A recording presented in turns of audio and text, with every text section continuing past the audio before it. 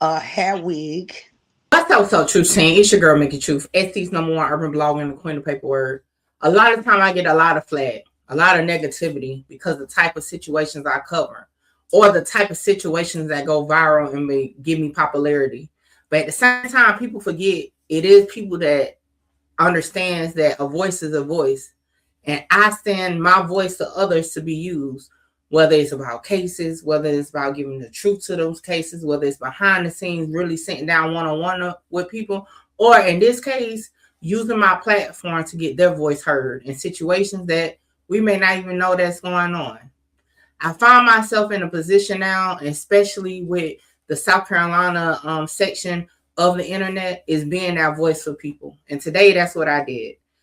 But I want to give y'all a little background to how we even got to this point for today's interview. Let's get into it.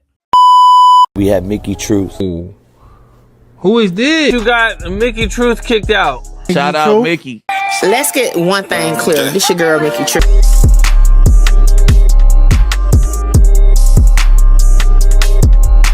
Back on January 29th, my Mickey Taylor page, y'all know that's me on Facebook. Make sure y'all go follow me. I shared a post about a man being charged in connection with a woman's death in Marlboro County, which is in South Carolina. A lot of my South Carolina content is focused on Facebook because that's where my audience for that is. On this post, I wrote, the Marlboro County Sheriff's Office says a man has been charged in relation to the death of a woman following an investigation involving multiple agencies. Authorities say the South Carolina Law Enforcement Fugitive Task Force arrested Jakeem Littles on Wednesday in Fort Mill. He has been charged with voluntary manslaughter in the connection with the death of Lafasysia Rogers. The Bennettsville Police Department initially investigated the case because Roger was dropped off within their area. Officials say an individual at that location transported Rogers to a nearby hospital. After determining there was no direct connection to the city limits, the case was transferred to Marlboro County Sheriff's Office for further investigation. Littles was booked into the Marlboro County Detention Center. The solicitor office is involved, and the case is being handled by Chief Deputy Larry Turner. Now, if you get into my comments under this post, you see that Anita Rogers, I'm the mother of the deceased. Can you please contact me? I want to tell her story. And that's where we are today. I reached back to the mother and I said, hey, let's get on camera. Let's get this told. So y'all sit back, listen to her story, listen to some pieces that may not sound right. Look at my face throughout it, because sometimes I'm like, what? But be the judge of it and let's talk about it. Because at this point, the voice of truth is really needed. Let's get into it. Ma'am. Hello, my name is Anita Rogers. I'm the mother of Lafasysia Rogers. Lafasysia Rogers was in a domestic violence relationship for 3 to 4 years. Fast forwarding to November the 28th, 2025. My child was murdered as a result of domestic violence. On November 28th, I received a call stating that my daughter was seriously injured. According to statements, and the suspect, Jakeem Littles, transported my daughter to a few locations, and she was already unconscious, attempting to see if friends would remove her from the vehicle. During this time, he instructed her friends not to call the police or ambulance because they would assume he is responsible for her injuries. Eventually, my daughter's friends removed her from the vehicle and began calling 911, transferring her to the nearest hospital, which is in Terrell, South Carolina. After my daughter was there, the Terrell law enforcement was briefed that they needed to come to the hospital. Upon arrival from the Terrell hospital, they called back to Bennettsville to inform Bennettsville police that they appeared to have an assaulted individual and they needed some officer or someone to come out. Well, Detective Hall, one of the detectives from Bennettsville, did come. He did speak to me briefly. In the briefing, he did, give me information that the subject was detained for questioning. Fast forwarding,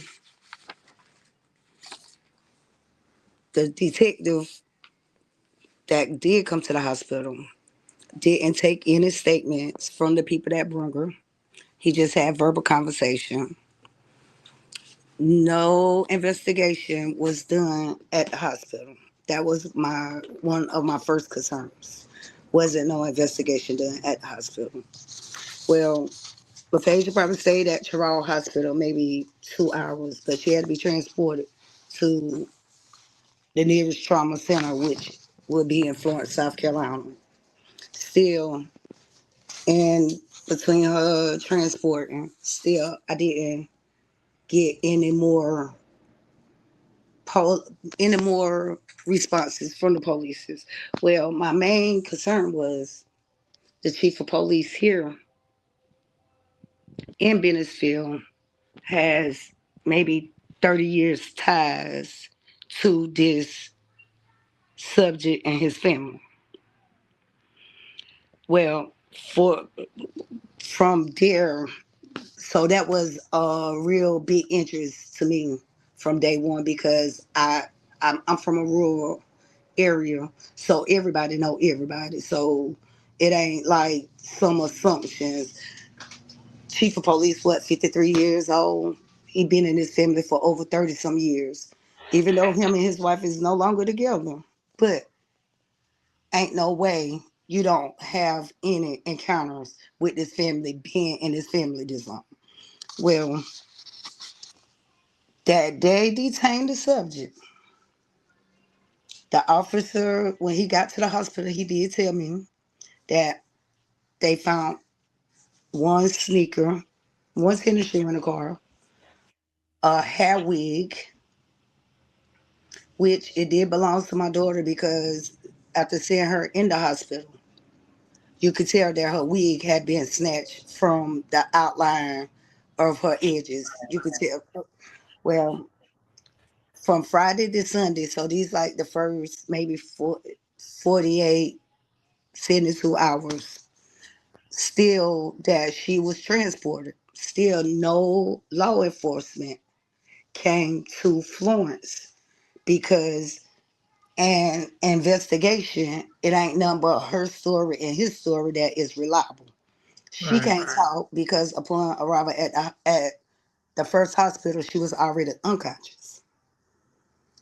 Well, I had a sane nurse there, and she was like, those first 72 hours is very critical concerning, forensics, et cetera, et cetera. Well,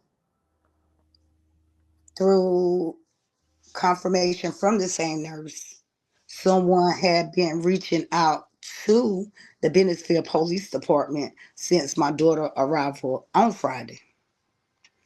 On Sunday, no one still had responded to the same nurse to get her a warrant signed to do the forensics, that no police from the police department had came and did such. Well, she texted and left a message, and that is some of the last messages from her. Still no response. So I took it upon myself to put the phone on speaker and call the detective. We actually exchanged words for a minute because he was like, if my daughter wasn't raped, it wasn't no need for a forensic kit to be done on. Yeah. Well, not knowing that the forensic science, the forensic nurse was there, that me and him exchanged words. She was just finally like, I don't care. You can let him know I'm sick. Matter of fact, give me the phone. Let me talk to him. She introduced herself. I'm Cynthia. I'm the one that called and text you this morning that you have yet to respond to. But he answered the call for me. So she was like, she needed a warrant to be able to do a forensics on her that 72 hours was closing in. Well, within 30 minutes of us having him on speakerphone, a judge signed the warrant. So she was able to do the forensics. Well, okay, so that I talked to the officer at the first hospital. He informed me, like I said, he did inform me of everything that was in the car, which included a handgun. Well, they ran from the officer words, they ran the gun. The gun was registered to the subject. So they gave him back his gun. But the entire car was taken in and taped off for SLID investigation because upon upon them approaching the car, they seen multiple blood in the car. They So seen, let me okay. just interrupt just for a quick. So was she shot? No, actually, Okay. he in the statements because he was questioned by the sheriff department and the city. Mm-hmm. He told them that she took a pill and jumped out of the car while they was riding. But she had no, oh Lord, God, Okay. doggone. Damn, I say no. Oh, I'm sorry. Okay, Okay. I apologize. So Jello, come on, mama bit. So she had no kind of road rash, no nothing, no nothing. Well, I'm sorry because it gets to me. I understand. Uh, It's deeper than and I'll right, say this, right. it's deeper than No, I thought, no, So ma'am. that's why I was like, No, whoa, I ma'am. ain't know all this was like part of the story. Right. So take your time, because Yes, like just ma'am. having to, but I'm glad that you want to speak about it because it sounds like, because I do have a question. Mhm. So if it wasn't protocol to do the forensic testing or whatever, then why did they eventually get the warrant? Because if it wasn't protocol from the start, like what made them was like, do you think they dropped the ball on that on their end, and because they were pressed about it, they did it? Because that part kind of threw me. I'm like, if it's not part of the procedure to do the forensic, why did eventually after you called and had a nurse talk to them and all that, they did it? Right. Okay. Well, okay. Yeah. You see, you see that this is a lot. This is a lot. This is a lot. So, okay. So now that my daughter, okay. So, well, man, it's a lot. Yeah, Okay. take your So, time. okay. So that, I'm gonna back up a little bit because I missed a little part. Okay. This occurred the early morning of November the 28th. So that was the early morning after Thanksgiving Day. Well, I will go back to like between 4 o'clock a.m. and 4:30. It was that I don't know if that's where the domestic dispute started, which was a gas station, but it was a officer. I don't know whether it was an officer or a deputy, but I know it was a law enforcement. It was a policeman inside of the store that she ran inside of the store and ran behind the counter. it was told to me that the officer asked her, "Are you okay?" But what person you know is okay that would run inside of a store and run behind the counter? Right. Okay. Well, by an eyewitness, the subject came in the store behind her and had words with the officer. Well, the Hmm. person that gave this statement actually gave my daughter a ride home from that store. But the subject that the police did not intervene, the subject followed them back to my mother's house. Mm. And that's how she ended up with him. Because my mama said she could hear a motor racing outside. And by the time she realized it was somebody out there, she could hear the male voice saying, "Get your damn ass in the car." Mm. Okay. She was like, by the time she got to the door, the car was gone. She was like, Lafasysia, we call her Fefe for short. She was like, she called Fefe name a couple of times. Fefe didn't answer. She was like, she went back in the house. But that is that time of the morning. You know, people, after she went to the door, she picked up her phone. She had a missed call. Actually, the missed call was the phone of the subject grandmother. Mm. Okay, so that my mama called. Okay, my mama, because I had to get phone records. The missed call was at 4:43. My mama returned the missed call at 4:48. My mama said when the woman answered the phone, her reply was my mama reply my mama response was, "Who is this?" The lady reply was, "Who is this?" My mother stated her name, Mary Rogers. Well, the subject grandma stated her name because they actually know each other. Okay. So she Mm-hmm. was like, I had a missed call.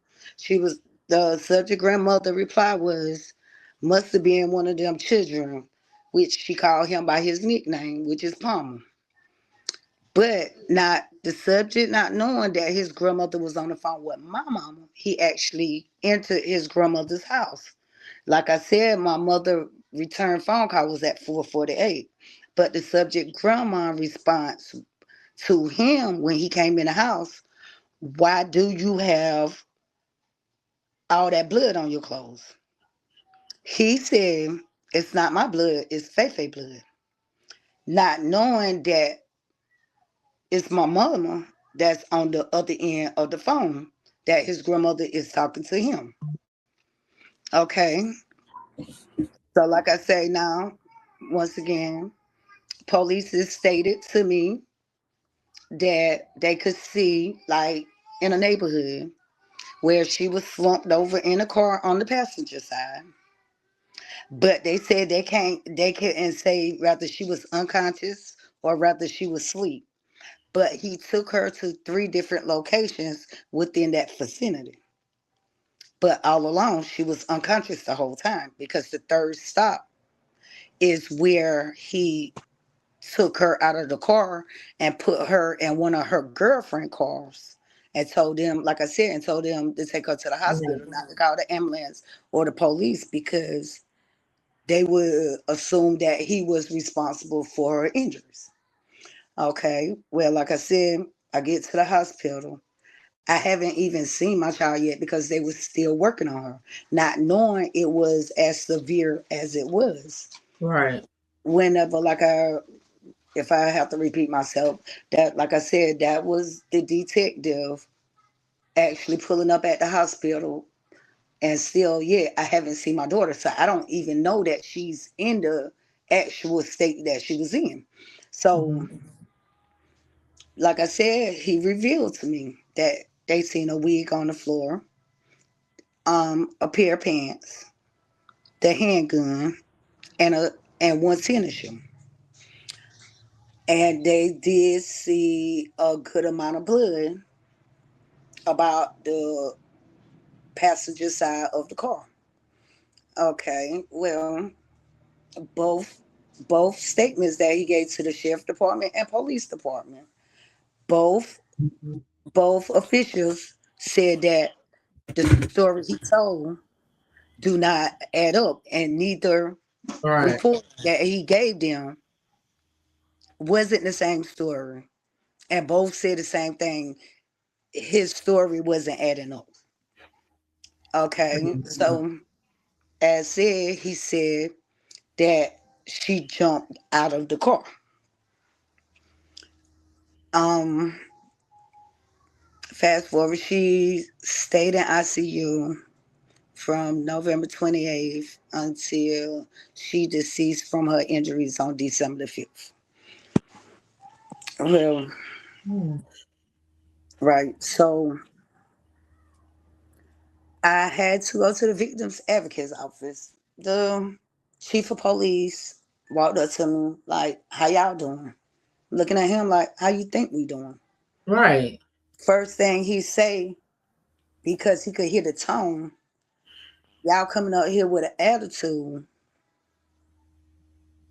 Did y'all go and ask the sheriff department what is they doing?" Okay, that was like around December the 15th. She was buried on the 13th. So this around December the 15th. The thing was, I didn't even come up there to talk to y'all about that. I came to see the victim's advocate. Well, Yeah. that is December the 15th. My daughter passed December the 5th. That was my first knowledge, my first hearing that the sheriff department had anything to do with the case. Because, all right, well, it was, well, I went to the sheriff's office, did speak to the sheriff and his lead detective. And the lead detective was like, he can't step on the city toes or intrude into their Politics. into their investigation until they tell him to or ask for his assistance. Well, that's December the 15th. Well, I ended up having a meeting with the mayor, the city administrator. It was just a lot, talking to the chief of police. He telling me he talked to the solicitor, and because remember my daughter deceased December the 5th, still December, still pretty much the city never had any charges brought about. Right. Okay, so but So let me ask you this one question. mhm. Did they release him the day that the Yeah, same they, day? they, they ain't do nothing but detain him, and that you say that they did inquire that whenever they approached the subject, he did have blood on his shirt. He did have blood on his shirt. Well, that they detained him, he still went back home with the bloody shirt. He was I detained. was just gonna ask, did they get the shirt? Nope, nope, nope. And like I say, if I must remind you, I did say in both police reports, they both stated that his story wasn't adding up. Right. They did tape off the car that he was in. After giving him back the gun, though, right? No, all of that should have no, because they towed the car, because they picked them up out of a residence, out of Okay. a residential area. But Okay. they towed the car in as well. Okay. I was confused about that as well, because if y'all can't do the forensics for the car, everything in the car should have a forensics done on it. Yeah, stayed in the car. Okay, because remember, y'all don't believe his story. His story don't add up. So everything within the car that is taped off for sled, that gun should have been as well. Yeah, especially with an Okay. open investigation. Right. Okay. Well, they gave him back his gun. Okay. Back and forth, because never did a city ever come to me to discuss my child death. Holla! Shout out Mickey. Mickey, you gonna be big. Like I'm trying to conquer the world, coming from where I come from. Hey, this your girl Mickey Truth, #1 blogger in South Carolina. Hold on, wait, before I go, y'all make sure y'all tap in with me to book your slot. A lot of y'all be hitting me up on Instagram and the email wanting to just talk about content, whether you're an up-and-coming content creator or somebody just got questions about cases or whatever. Book your consultation with me now. The information is on the screen. Hey, make sure you get your slot, because my slots be filling up fast. Come join the Truth Team on Patreon. All documents that I use for my content is available to the members. So y'all come tap in with the Truth Team on Patreon. What's up, Truth Team? I am here, okay? About to get a touch of love. Yes, I'm at Touch of Love Massage Shop, okay? Now listen, I've been getting my massages through Touch of Love for years, even before it was a shop to come to. But let me show you around, and then I got to get ready because I'm feeling a little tense. And let me tell you, if you work in like call centers, streamers, YouTubers, sitting at that desk all the time, you definitely need to be tapping in to get your massage. So let's take a tour. So it was located in a nice business building. The suite was set up real comfortably.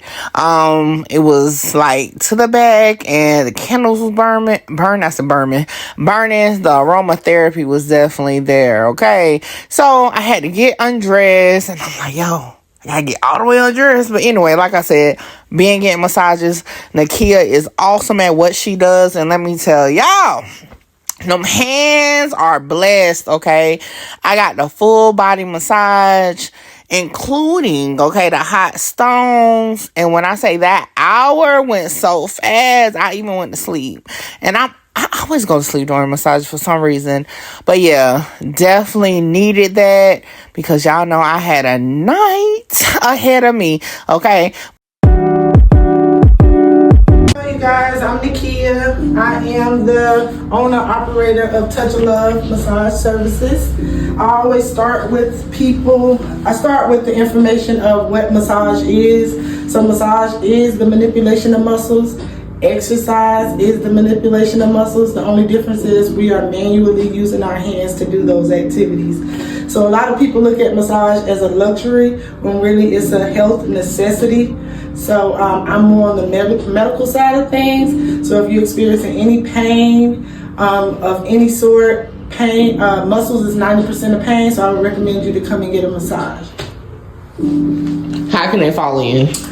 I do have my business page, Touch of Love Massage Services, on Instagram. I have Touch of Love Massage Services on Facebook. And if you want to set an appointment with me, you can look me up on Setmore. It's an app platform online where you can book appointments. Hey, there you have it. And y'all, I feel like a new woman, but now it's time to party, so I'll catch y'all on the next one.